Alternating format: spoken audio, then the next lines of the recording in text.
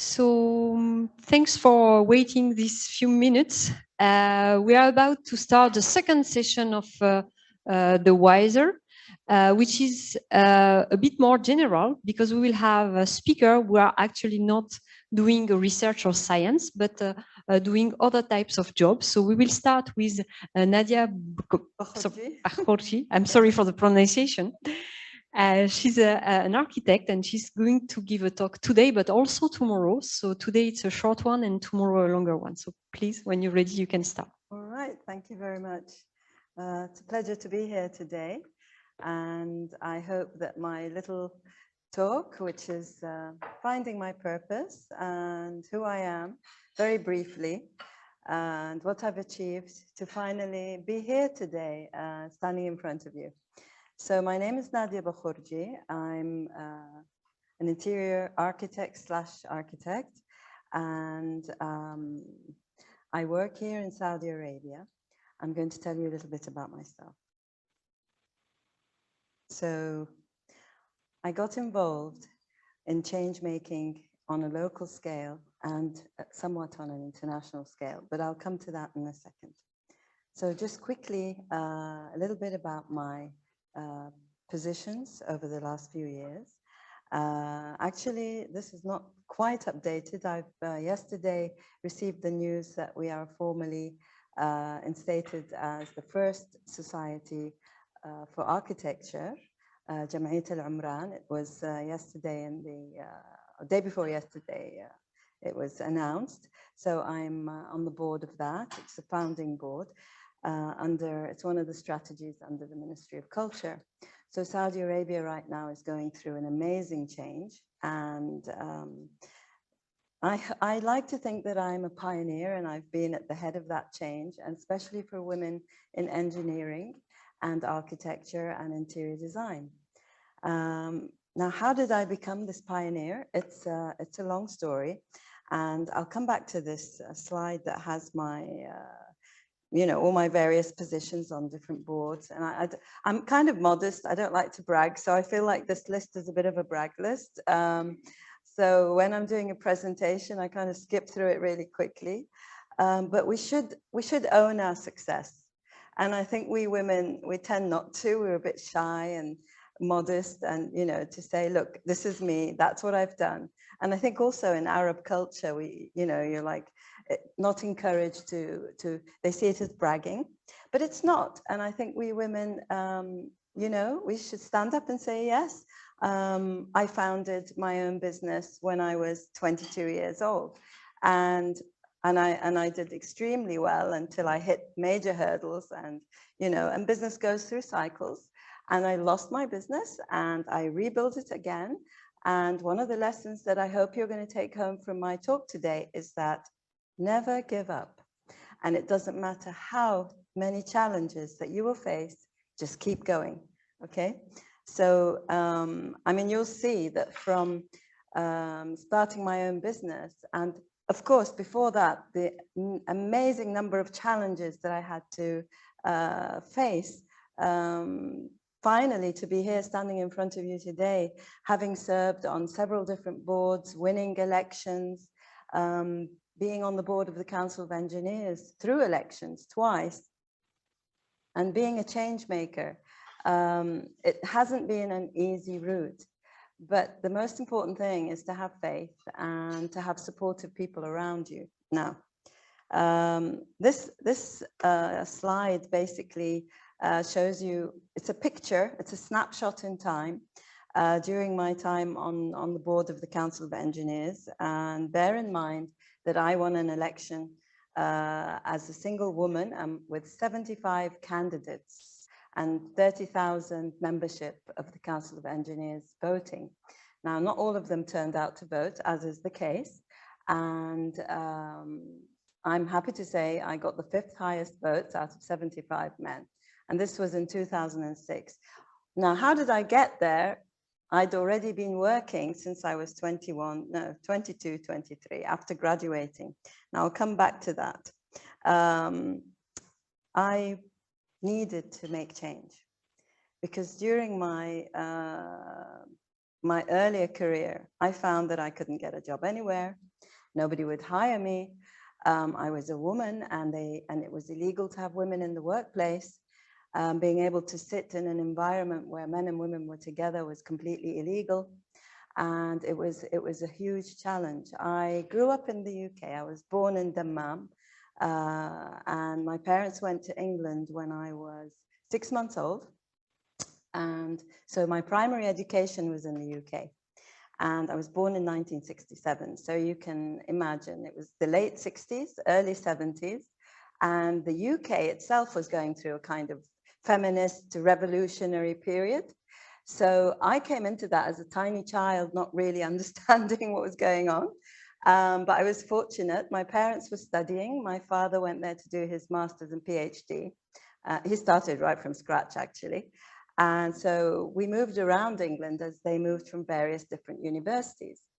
And I really enjoyed my time as a child because I lived in the countryside. I got to play. I got to go outside. And I wasn't hampered with the idea of girls and boys. Now, I was the eldest of 7 children. So the others came after me. 4 girls first. And it's really important to imagine that you are the eldest daughter and you are the sibling that has to make a difference. And your parents are putting all this pressure on you. So I had eldest child syndrome. And so I wanted to succeed. I had to succeed, you know. And if I fell over, I would get up. There's no crying and going running to mommy. So I had this, and my father bought me train sets and Lego, and I think he thought I should be a boy, but he was so proud of me. So I grew up playing with boys' toys, and I did have some dolls later on. And my mum, because I had really bushy curly hair, so she used to cut it really short. And I was like, why can't I be girly like all the other girls and wear cute dresses? But it was just the whole atmosphere of, and I really thank my parents for that childhood, because I got to climb trees and I got to run in races. I became a gymnast by the age of 11.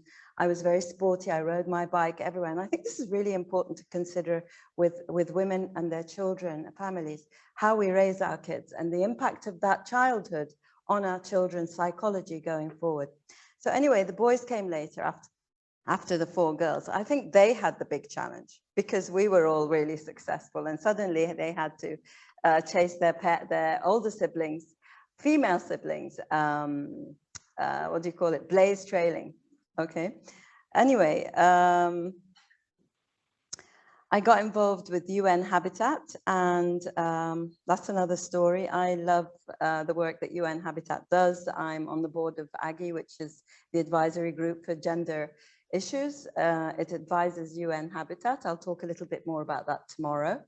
And all of this happened almost by chance, because when I lost my business in, what year was it? 2003, I think. I realized that, you know, even though before that I'd been role modeling and mentoring and doing talks at universities and apparently extremely successful as a businesswoman, but business, and especially architecture, is a thermometer for the economy. And once things are kind of difficult in the economy, and bear in mind, we've gone through the Gulf War, we've had, you know, 9/11, we've had all of this happen during the 90s when I was establishing my business, and this affected me. Now, put aside all of the global and economic issues that we were dealing as a nation and as a world, I was dealing the small stuff of being a woman in a man's world and dealing with clients. First of all, how did I start? I established my office in 1990. And after, as I said, not being able to get a job, I decided, okay, if I'm going to work, I'll have to work, you know, start up by myself and learn through my own experience. I was a talented student and I had an amazing portfolio. And when I got the chance and I started networking. You have to go out there and network, you know, if the opportunity isn't there, go and look for it. I went out there, I met people at different functions. And during that period, the diplomatic quarter was very active. And so I was able to go to exhibitions and cultural events, and I printed little cards and I gave them out. And I did go knocking the doors of many offices to introduce myself. Finally, I got a nice project to design a villa. But before that, my father introduced me to some of his work associates also who had a project, small project, but it was a project, and I got going. And it was, I think now looking back, I think, oh my God, I must have been so courageous. But again, it was because I hadn't encountered any, you know, major obstacles in the sense of failing at work. I didn't really realize how difficult it was going to be. We graduate from university, and I graduated from King Faisal University in the Eastern region because I got back to Saudi when I was 16. I had no idea. I graduated into the environment, into society, and I had no idea how difficult things were going to be. So that naivety helped me somehow. I wasn't scared. I was very brave. Okay, and I thought everything was going to be, you know, hunky-dory, and it was all going to work out really, really well. Obviously, the first problem was when I couldn't get a job. Secondly, I started working from home, and work in those days, we're talking about 1990. Technology wasn't the technology we have today. Technology has empowered people. It's empowered women. It's empowered consultants and firms and companies and industry. So the world has just shot forward at an amazing speed. But in 1990, trying to develop a project idea and have your deliverables and submit a project was very challenging because we did everything by hand. So I was drafting by hand, drawing by hand. And by the way, I still sketch. I'm an artist and I love sketching. It's my thing.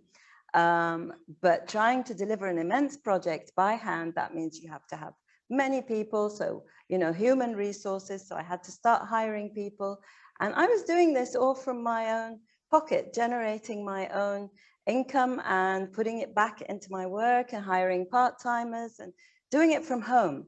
Until eventually I had 9 people and my father said to me, Nadia, stop, you know, the house has become an office and we're going, you know, you're going to have to find yourself somewhere to work.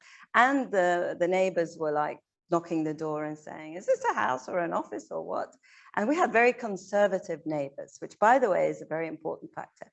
Conservatism during the 90s was an amazing thing because it created such an environment of challenge for people like me and women who wanted to work, you know, and just for families going out together. So that was a huge kind of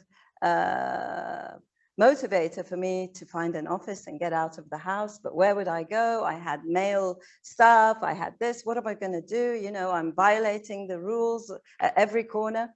Anyway, finally, I found myself a little office in the diplomatic quarter. And the diplomatic quarter in those days was like the free zone, a bit like KAUST today. And you know, we were, I was quite fortunate, and it wasn't a little office. It was 400 meters squared. We grew really quickly. And I was fortunate to find people that just were so enthusiastic and they wanted to work with me and produce work. And I needed manpower because, like I said, everything was by hand. I remember the first day we got our fax machine, and that was an incredible, you know, oh my God, look at this fax. Papers come out of it and you can send, and then email and the mobile phone. Now, I have to say something. My family were incredibly supportive. The fact that my father just never said no was an important thing. I mean, he could have said no right at the beginning. He said, no, you're not doing this. No, no, no. And they left me to learn things by my mother decided at that point to take my younger brothers and sisters back to the UK to finish their education. So I was pretty much left in the lurch. But they would come backwards and forwards. But at that time I was already, you know, on my way. And it was very interesting to find that the society, how would they react to this woman working? I had so many different reactions. And to be honest with you, you know, some were like patting me on the back. Oh, wow, good woman working, great, you know. And others were like, what? Where did you graduate from? Here, Saudi Arabia? No way, this is impossible. And, you know, so, and I had fathers of daughters. You know, this was later on as I became more successful and I was doing speeches at universities and things like that. And the mothers and fathers would call me up and say, please, would you guide my daughter? We're so impressed by what you've done. We want her to have the future that you're having right now. And I say, yes, sure. And but at that point, we're an established firm and I could train girls, and you'll see that. Some of my awards. Come back to that. I'll talk a little bit about my work. I know we don't have much time. How are we doing for time? 4 minutes left. You're kidding. Right. Okay, so sketches, philosophy, design methodology, you know, all that. We'll come back to that maybe tomorrow. I don't know. Well, you feel free to come to me after and ask me any questions in case, you know, I don't get to cover it all now. These are my sketches, by the way. Right, so this is the important story, the MBA family. MBA is my firm, Nadia Bakhurji Consultants, and one of the things you should know is that we have a very family-centric type of culture, which means that it's very important. Our team is the most important thing, and I encourage the ladies to bring their children. We have a creche at work, so I have mothers who don't have to worry about their babies, they're right there. And this really has a huge positive impact on the productivity of our ladies. By the way, this little boy, this little baby, he's such a wonderful darling. He's the latest MBA baby. So the picture in the center is my son. He's my eldest and my youngest. The youngest is 17. The eldest, he is well over 30. Let's leave it at that. And he's my technical director. He became an architect. I wonder why. I didn't influence him. He decided to take that route from spending all his childhood holidays in my office. So he said, I love doing, you know, and he was one of the first people to learn how to use 3D Max when he was just a kid. These are my team, site visits and client visits, and at the UN, in the office with Rasim Badran. I don't know if you've heard of him. He's a very wonderful and well-known architect, with some of my team members on site with 2 of my female engineers. And here we have my son here. I was taking the picture, so I'm not in it.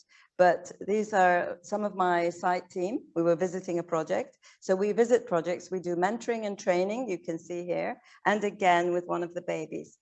So what do? We design buildings, we design landscape, architecture, interior. We get involved in huge conceptual type of projects, and we get involved in the tiniest little things like a tiny house, okay? I love the tiny projects because I love to be close to my clients, and I love residential work. These are commercial. Although it's a lot more difficult and a lot more challenging because you have to get into the nitty-gritty of your clients and know them very, very well. And each project is different. We had to educate ourselves on every different type of architectural style. And I actually am a specialist space planner. So it's one of my areas, and I love space planning. It's like a puzzle. How do you fit it all into very tiny spaces or large spaces, depending on the architectural program? Everything you see here is designed by us in our office. Because people ask me, really, this is your portfolio? Where did you do? Who did this for you? And I was like, we did this.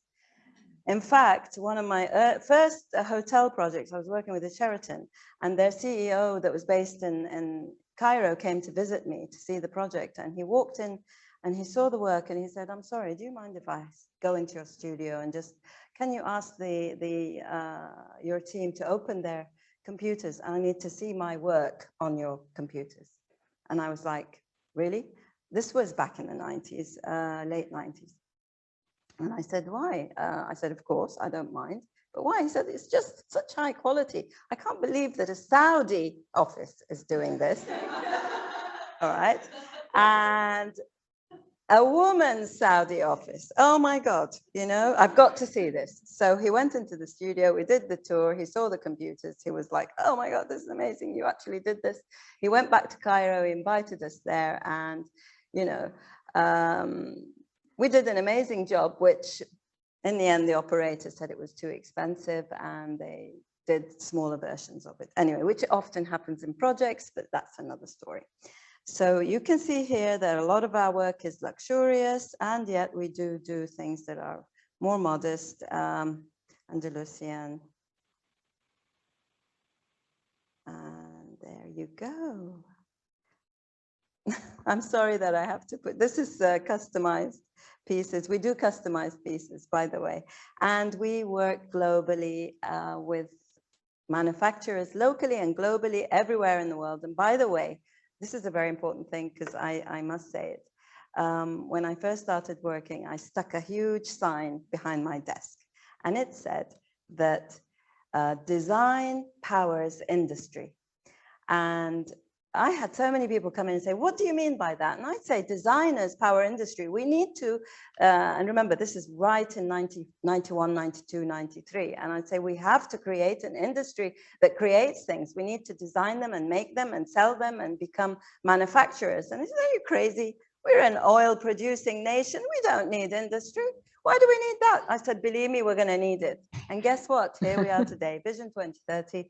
And thank you very much. Thank you very much.